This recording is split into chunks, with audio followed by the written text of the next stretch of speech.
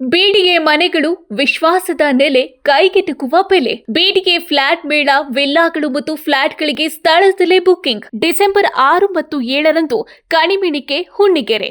ಗ್ರಾಹಕರು ಎಲ್ಲಾ ಬಿಡಿಎ ಯೋಜನೆಗಳಲ್ಲಿ ಲಭ್ಯವಿರುವ ಫ್ಲಾಟ್ಗಳನ್ನು ಖರೀದಿಸಬಹುದು. ಸಹಾಯವಾಣಿ ಸಂಖ್ಯೆ 9413166622. ಈ ವಾರ ನಾನು ನೋಡಿದ ಸಿನಿಮಾ ಗತವೈಭವ.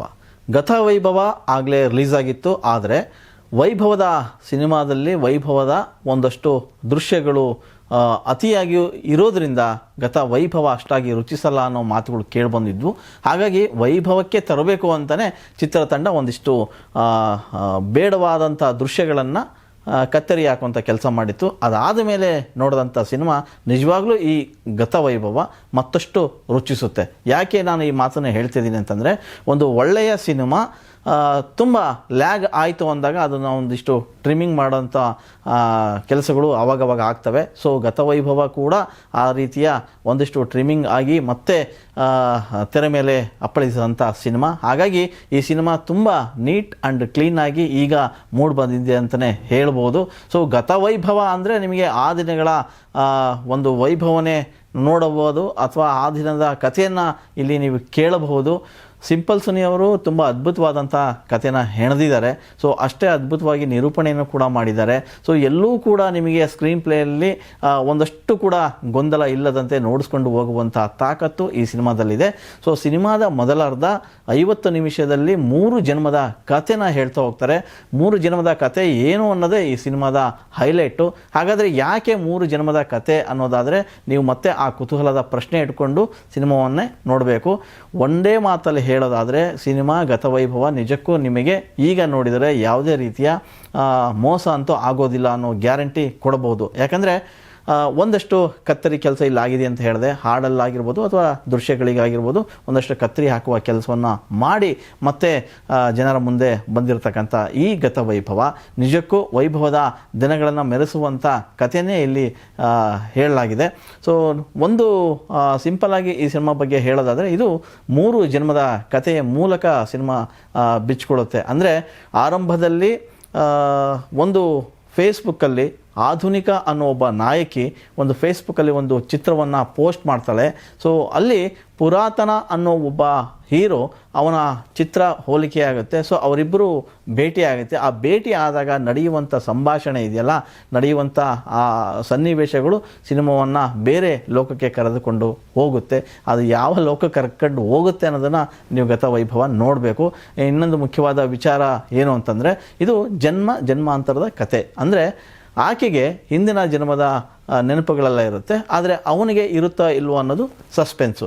ಇಲ್ಲಿ 3 ಜನ್ಮದ ಕತೆ ಹೇಳುವ ಮೂಲಕ ನೋಡುಗರನ್ನು ಹಿಡಿದಿಡುವಂಥ ಪ್ರಯತ್ನವನ್ನು ನಿರ್ದೇಶಕ ಸಿಂಪಲ್ ಸುನಿ ಅವರು ಮಾಡ್ತಾರೆ. ಸೊ ಇಲ್ಲಿ ನರೇಷನ್ ತುಂಬ ಅದ್ಭುತವಾಗಿದೆ. ಎಲ್ಲದಕ್ಕಿಂತ ಹೆಚ್ಚಾಗಿ ಪ್ರತಿಯೊಂದು ದೃಶ್ಯ ಕೂಡ ಇಲ್ಲಿ ಪೇಂಟಿಂಗ್ ರೀತಿಯಾಗಿ ಕಾಣ್ತಾ ಹೋಗುತ್ತೆ. ಹಾಗಾಗಿ ಆ ವೈಭವಕ್ಕೆ ಎಲ್ಲೂ ಕೂಡ ಕೊರತೆ ಆಗಿಲ್ಲ.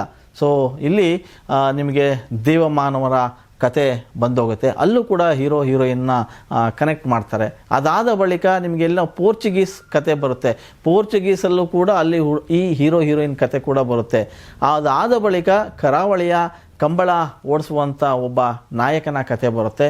ಅಲ್ಲಿ ಕೂಡ ಈ ಇಬ್ಬರು ಜೋಡಿ ಕೂಡ ಇರ್ತಾರೆ. ಆದರೆ ನರೇಷನಲ್ಲಿ 3 ಆಯಾಮಗಳಲ್ಲಿ 3 ಜನ್ಮದ ಕಥೆನ ಹೇಳ್ತಾ ಹೋಗ್ತಾರೆ. ಆ 3 ಜನ್ಮದ ಕಥೆಯಲ್ಲೂ ಕೂಡ ಇವರಿಬ್ಬರು ಕೂಡ ಇರ್ತಾರೆ. ಪ್ರೆಸೆಂಟಿಗೆ ಬಂದರೆ ಇವರಿಬ್ಬರು ಒಂದಾಗ್ತಾರ ಇಲ್ಲೋ ಅನ್ನೋದು ಸಸ್ಪೆನ್ಸ್. ಸೊ ಅದು ತುಂಬ ವಿಶೇಷವಾಗಿ ಹೇಳ್ತಾ ಹೋಗುವಂಥ ಪ್ರಯತ್ನ ಇಲ್ಲಿ ಮಾಡಲಾಗಿದೆ. ಇನ್ನು ಕತೆಗೆ ತಕ್ಕಂತೆ ಹಾಡುಗಳು ಕೂಡ ಇಲ್ಲಿ ಗುನುಗ್ತವೆ. ಸೊ ಎಲ್ಲೋ ಒಂದು ಕಡೆಗೆ ಹಾಡುಗಳನ್ನು ಇನ್ನೊಂದು ಸ್ವಲ್ಪ ಬಿಡ್ಬೋದಿತ್ತು ಅನ್ನೋ ಮಾತುಗಳು ಕೇಳಿ ಬರ್ತವೆ. ಆದರೆ ಸಿನಿಮಾದ ಕತೆಗೆ ವೇಗಕ್ಕೆ ಅಡ್ಡಿಯಾಗುತ್ತೆ ಅನ್ನೋ ಕಾರಣಕ್ಕೆ ಎಷ್ಟು ಬೇಕೋ ಅಷ್ಟು ಹಾಡನ್ನು, ಪಲ್ಲವಿ ಮತ್ತು ಚರಣನ ಅಷ್ಟೇ ಬಳಸ್ಕೊಳ್ಳಲಾಗಿದೆ. ಇನ್ನು ಸಿನಿಮಾಗೆ ವೇಗವನ್ನು ಹೆಚ್ಚಿಸಿರೋದು ಮ್ಯೂಸಿಕ್ ಅಂತಲೇ ಹೇಳ್ಬೋದು. ಜುಡಾ ಸ್ಯಾಂಡಿ ಅವರ ಅದ್ಭುತ ಹಿನ್ನೆಲೆ ಸಂಗೀತ ಇಲ್ಲಿ ಮೇಳೈಸಿದೆ ಅಂತಲೇ ಹೇಳ್ಬೋದು.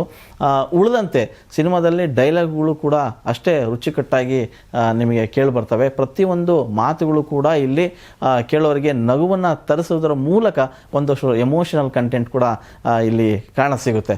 ಸೊ ತೆರೆ ಮೇಲೆ ದೊಡ್ಡ ದೊಡ್ಡ ಸ್ಟಾರ್ಗಳು ಯಾರೂ ಇಲ್ಲ. ಆದರೆ ಸ್ಟಾರ್ ಅಂದರೆ ಸಿನಿಮಾದ ಕತೆ ಅಂತಲೇ ಹೇಳ್ಬೋದು.